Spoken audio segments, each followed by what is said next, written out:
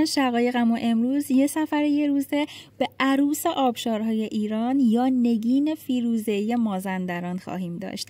در ادامه جزئیات دقیق و مسیر رو بهت میگم، پس همراه من باش.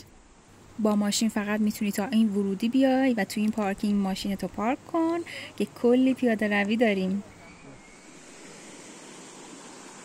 همینجور پیاده اومدیم ببینید از چه جای خوشگلی سر در آوردیم.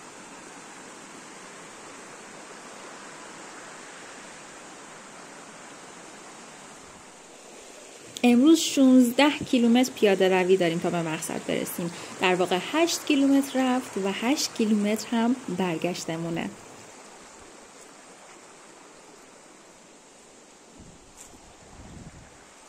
حدوداً 2-3 ساعت رفت و 2-3 ساعت برگشتتون زمان میبره.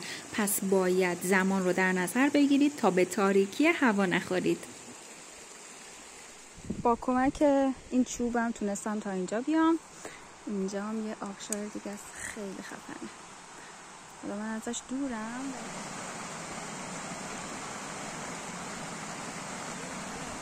طبیعت دوستای عزیز، اگر تا اینجا لذت بردین لایک و سابسکرایب فراموش نکنید. بریم ادامه این ماجرا.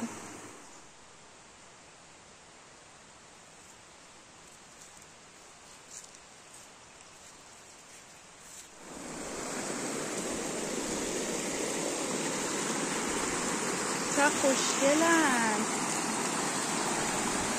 این قسمت رو ببینید، آهکیه. این رنگ سبز خیلی خوشگلی داره. اینجا حدود 200 تا حوضچه داره که آبش هم پر از املاح آهکیه و رنگ آبم به همین دلیله که این شکلی انقدر خوشگلن. میگم برای پوست و مفصل هم خوبه، ولی شنا نکنید چون هم خطرناکه و لیزه، همین که به حوضچه ها آسیب میرسه.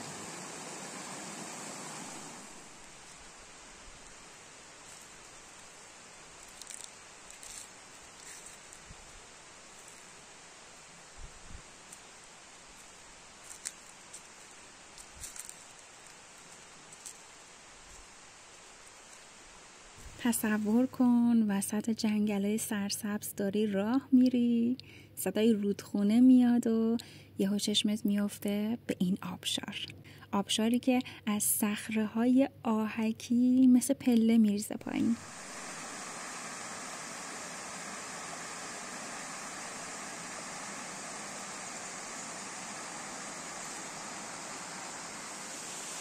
مسیر سخت و طاقت فرسا بود ولی ارزششو داشت.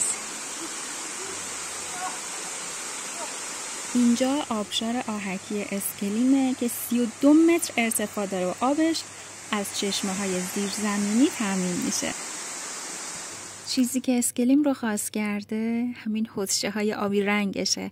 انگار طبیعت 100 تا استخر کوچیک و بزرگ رو درست کرده که مثل الماس میدرخشه. برای رسیدن به آبشار اسکلیم یا گالشگولا باید از جاده تهران فیروزکوه به سمت سوادکوه و از شیرگاه حرکت کنید. حدوداً 3 ساعت طول میکشه تا به این منطقه برسید. بعد از رسیدن به شیرگاه وارد جاده لفور بشید که این جاده شما رو به سمت جنگلای لفور هدایت میکنه.